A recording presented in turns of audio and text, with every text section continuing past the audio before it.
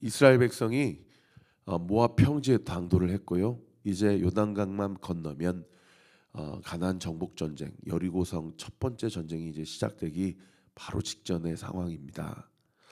22장 21절부터 35절 오늘까지 본문은 그 모압 왕 발락이 그 당시 유프라테스강 주변에 살았던 가장 용한 오늘날로 얘기하면 무당이었습니다.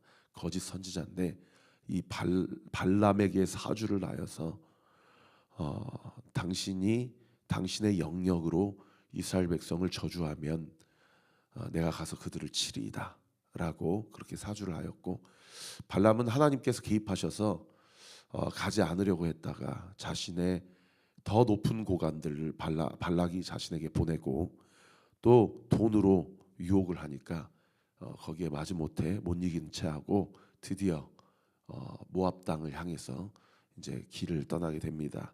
그 길이 650km나 되는 대장정이었고 적어도 20일 이상 가야 되는 길이었기 때문에 오늘 650km라고 하면 아마 서울에서 부산 거리일 겁니다. 그 길을 이제 나귀를 타고 하나님이 원하시지 않는 그 길을 이제 떠나게 되는 것이죠. 제가 오늘 본문을 21절부터 한번 쭉 읽으면서 주의를 해드리겠습니다. 21절에 보시면 발람이 아침에 일어나서 자기 나귀의 안장을 지우고 모압 고관들과 함께 갔다. 이 모압 고관들이 이 발락에 이어서 최측근들, 아마 모압 나라의 서열 2위 또는 3위 되는 가장 높은 고관들이었을 것입니다. 그들과 함께 하나님이 원하시는 그 모압행 이제 여정을 떠나게 되는 것이죠. 22절에 그가 감으로 말미암아 하나님이 진노하셨다. 어제 본문 구절에는 하나님께서 가라라고 말씀하셨거든요. 그런데 오늘 본문에는 하나님이 감으로 말미암아 진노하셨다. 이 앞뒤가 안 맞죠. 근데 제가 어저께 말씀드리지 않았습니까? 가란다고 이걸 진짜로 가는 이 발람에 대해서 하나님께서 나중에 이제 32절에 보면 너의 그 길이 사악하다라고 평가하시는 것. 발람 안에 하나님과 영적으로 교감도 하지만 세상의 명예와 권력과 돈을 쫓아가고자 하는 그런 두 가지 마음이 있었다라는 것에 대해서 우리가 방금 찬양한 대로 발람 안에 전혀 신실하지 못한 상당히 참 하나님 앞에서 사악한 그런 마음을 가지고 그 길을 나섰다라는 것을 알 수가 있는 것이고, 그것에 대해서 하나님이 진노하셨다. 그래서 그다음 구절을 보시면 여호와의 사자를 보내서 그 길을 이제 막으시죠.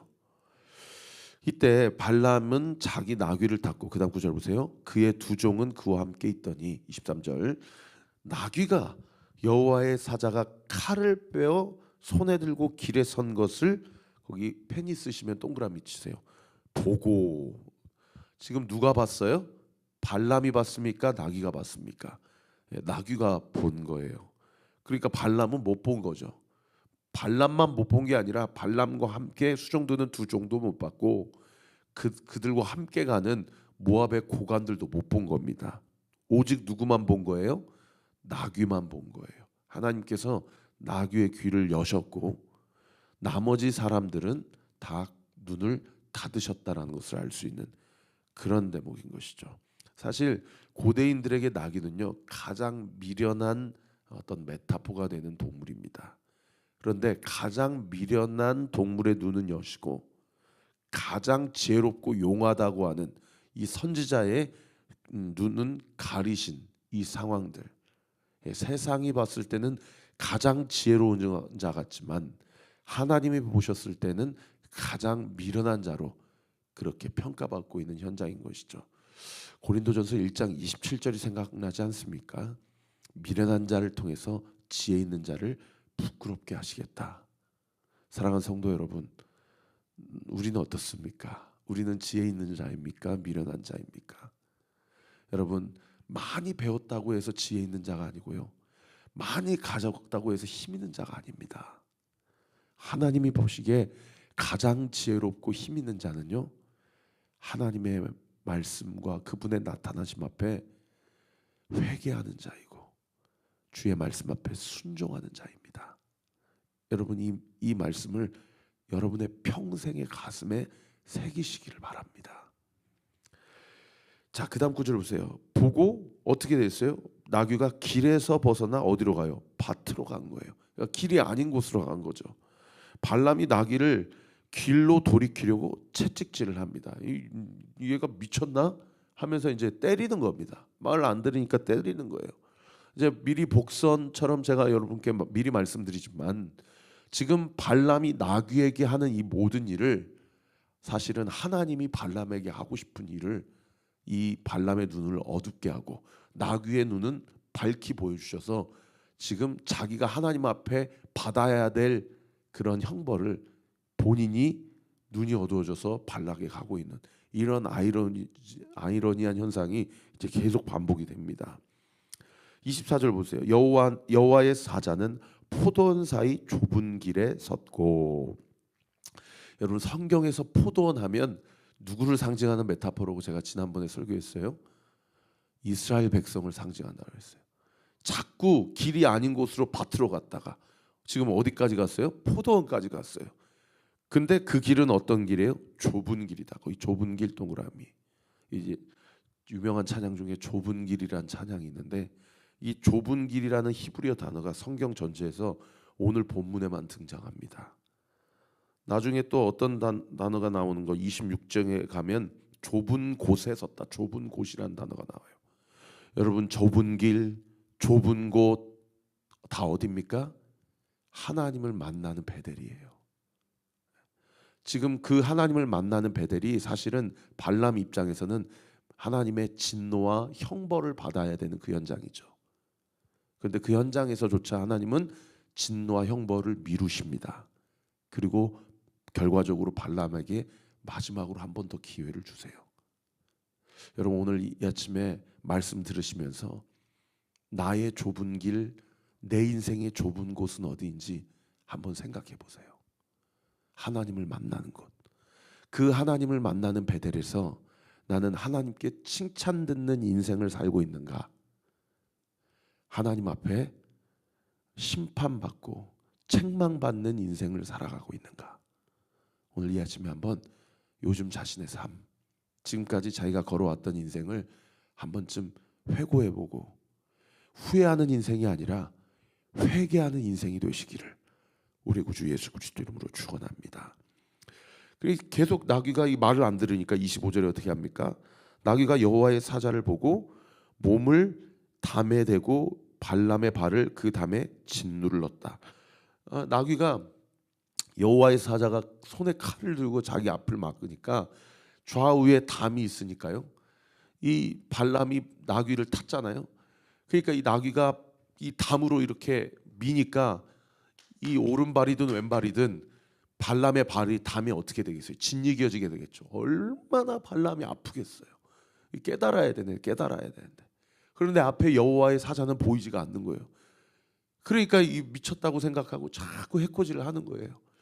여러분, 이런 일들이 계속 일어날 때 사실은 지혜로운 정말 참 선지자라면 이 하지도 않은, 나중에 보니까 내가 평생에 하나님께서 이 나귀의 입을 여셔서 내가 평생에 당신에게 이런 일을 한 적이 있었냐, 나 얼마나 순종적이었냐, 왜 나를 때리느냐, 하지 않은 일을 나귀가 갑자기 하면 이 발람이 깨달아야 되는데 깨닫지 못하고 자꾸 나귀에게만 해코지를 하는 거예요. 여러분, 인생을 한번 대입해 보세요.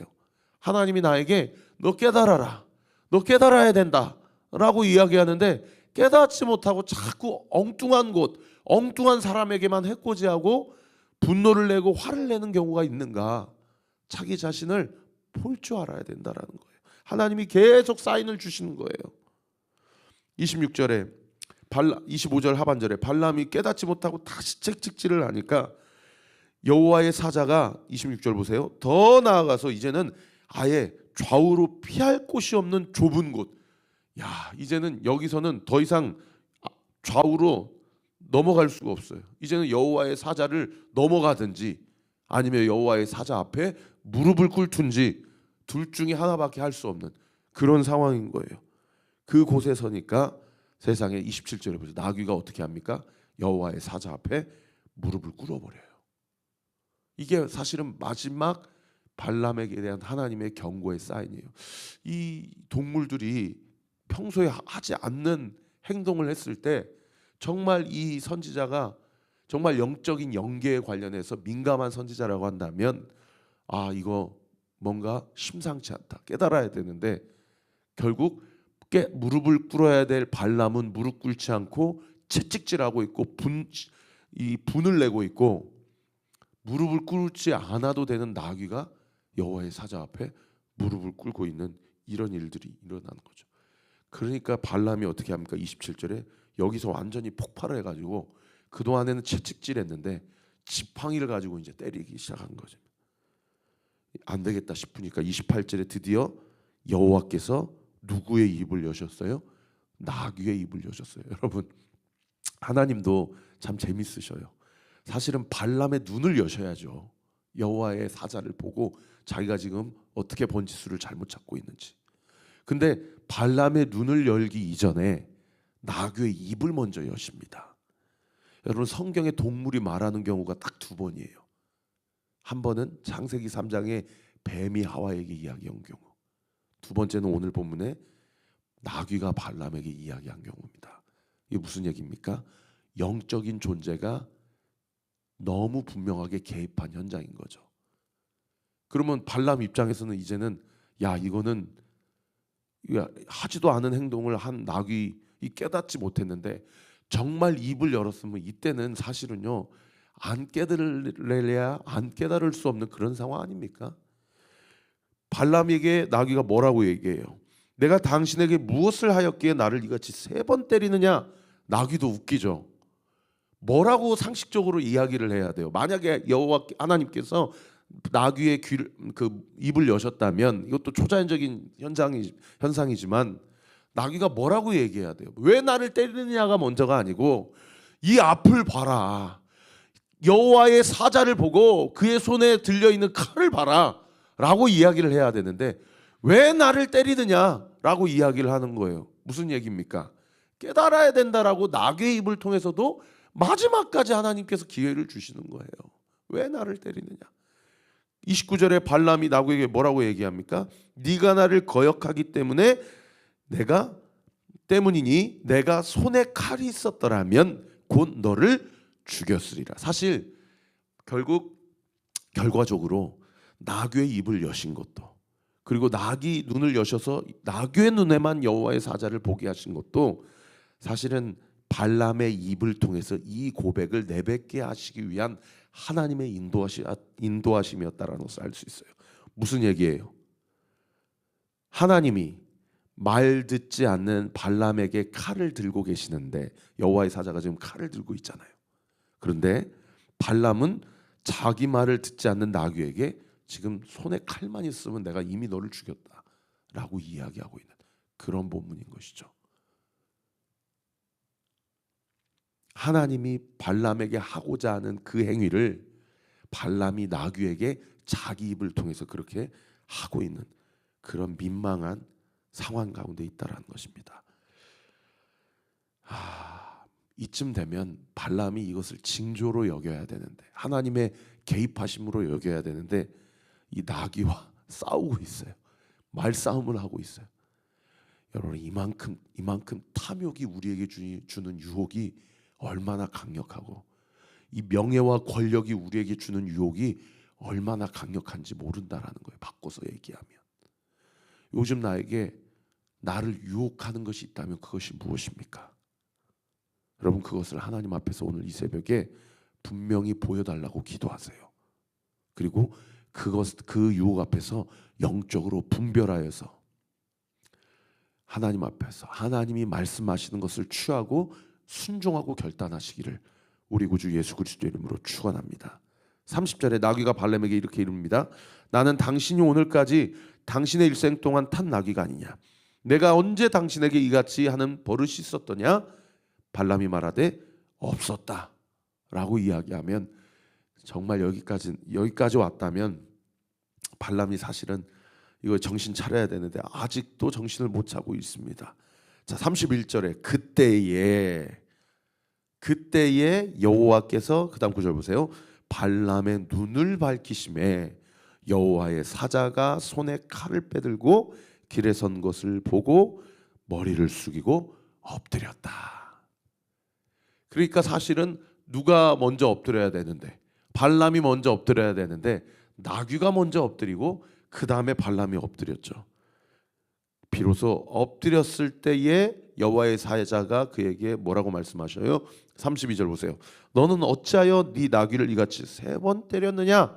보라, 내가 내 앞에서 내 길이 사악함으로, 사악 동그라미, 내가 너를 막으려고 왔더니.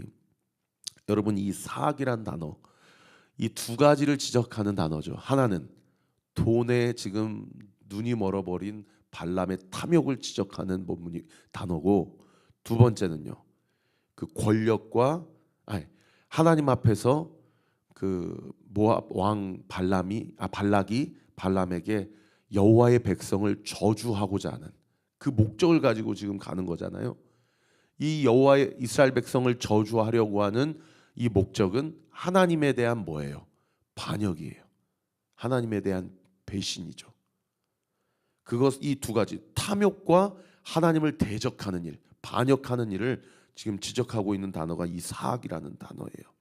33절, 나귀가 나를 보고 이같이 3번을 돌이켜 내 앞에서 피하였다. 나귀가 만일 돌이켜 나를 피하지 아니하였더라면 내가 벌써 너를 죽이고 나귀는 살렸으리라 라고 이제사 여호와의 사자가 발람 속 안에 있는 그의 탐욕과 하나님을 향한 대적함을 영적으로 분명하게 지적하고 있는 그런 본문이죠. 여러분, 하나님이 우리 안에 어떤 찔림을 주셨을 때 그것은 은혜인 줄 믿으시기를 바랍니다. 여러분, 하나님이 찔렀을 때는 어떻게 해야 돼요?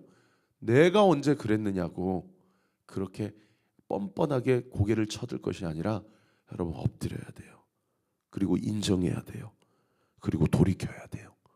이것이 가장 지혜로운 자입니다. 34절에 발람이 여호와의 사자에게 말하되, 거기 줄 치세요. 내가 범죄하였나이다. 당신이 나를 막으려고 길에 서신 줄을 내가 알지 못하였나이다. 당신이 이를 기뻐하시지 아니하시면 나는 돌아가겠나이다. 여러분, 지금 이 34절의 발람의 여호와의 사자 앞에서의 자기의 고백은 얼핏 보면 신앙 고백인 것 같고 언뜻 보면 회개의 고백인 것 같지만 그렇지 않아요.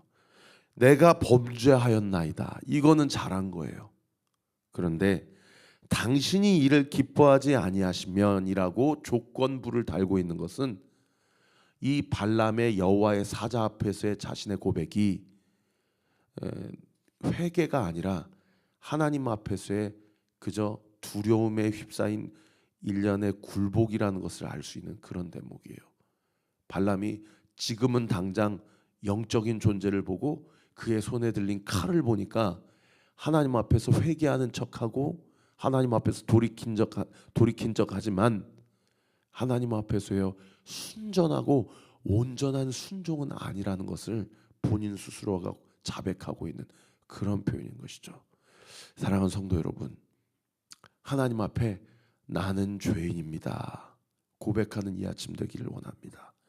그리고 거기에서 더 나아가 나의 죄를 돌이켜 하나님 앞에 어떤 조건들 달지 않고 온전히 순종하겠나이다 라고 고백하는 저와 우리 모든 온리교회 성도들 되시기를 우리 구주 예수 그리스도 이름으로 축원합니다. 그럴 때 여호와의 사자가 발람에게 뭐라고 얘기해요? 이 조건적인 온전한 회개가 아닌 이 발람의 태도를 보고 이렇게 얘기합니다. 그 사람들과 함께 가라. 내가 내게 이르는 말만 할지니라. 발람이 발락의 고관들과 함께 가니라. 이 영적인 커뮤니케이션을 고관들은 전혀 알지 못하고 그저 발람만 데리고 갖고 있었다는 것을 알 수 있고, 그렇게 조건적으로 회개하는 것 같지만 사실상은 굴복하면서 온전한 회개로 나아가지 못하는 발람을 보고 다시 한번 경고하여서 너는 내가 너에게 이르는 말만 해라. 하나님의 계획이 뭐였다라는 것을 알 수 있어요. 저주하고자 가는 그 길에 오히려 하나님이 발람을 통해서 이스라엘 백성을 축복하려고 하는 하나님의 숨겨진 의도와 계획을 엿볼 수 있는 복선과 같은 본문이죠. 내일 3탄 계속해서 말씀 전하겠습니다. 기도하겠습니다. 아버지 하나님 감사합니다. 오늘 이 아침에 나에게 말씀하신 주님, 내가 기어코 관철시키고자 하는 나의 고집과 아집은 무엇입니까? 아버지, 오늘 이 말씀 듣고 내 고집을 보게 하시고 부분적 조건적 하나님 앞에서의 순종이 아닌 순전하고 온전한 주 앞에서의 순종의 삶을 살아갈 수 있도록 주님, 우리 온리교회 모든 성도들 한 사람 한 사람, 우리 온리교회 모든 가정들 주님 기름 부어주시고 은혜를 더하여 주옵소서. 주님을 만난 좁은 길은 무엇입니까? 그 좁은 길에 주께서 나에게 내 눈을 뜨게 하시고 깨닫게 하시고 영적으로 톡촉하고 계시는 지점은 무엇입니까? 주님 앞에, 세상 앞에서는 지혜로운 척 보이지만 하나님 앞에서 미련한 자가 되지 않게 하시고, 세상이 나를 미련하다 하더라도 주 앞에 지혜로운 자가 되어 주의 말씀 앞에 온전히 순종하는 저와 우리 모든 온리교회 성도들 되게 하여 주옵소서. 이 시간 예수 그리스도의 이름으로 명하노니 우리 사랑하는 온리교회 모든 성도들이 이 아침에 모든 눈물과 기도의 간구가 예수 그리스도의 이름으로 응답될지어다. 응답될지어다. 응답될지어다. 기도의 입이 열리게 해주세요. 영안이 열리게 해주세요. 주님이 보게 하시는 것을 보게 해주세요. 예수 그리스도의 이름으로 기도하옵나이다. 아멘. 지금은 우리 구주 예수 그리스도의 은혜와 하나님의 사랑과 성령 하나님의 위력에 동충만하심이 나의 좁은 길에서 주님을 만나게 하시고 그 좁은 길 끝에 주님 앞에 순전하고 온전하게 순종하여 주의 뜻을 온전히 이루기로 소망하는 우리 온리교회 모든 성도들 머리머리 위에, 이 아침에도 우리 교회를 위해 기도해 주시는 모든 기도의 동역자들 위에 지금으로부터 영원토록 함께 하시기를 간절히 축원하옵나이다. 아멘.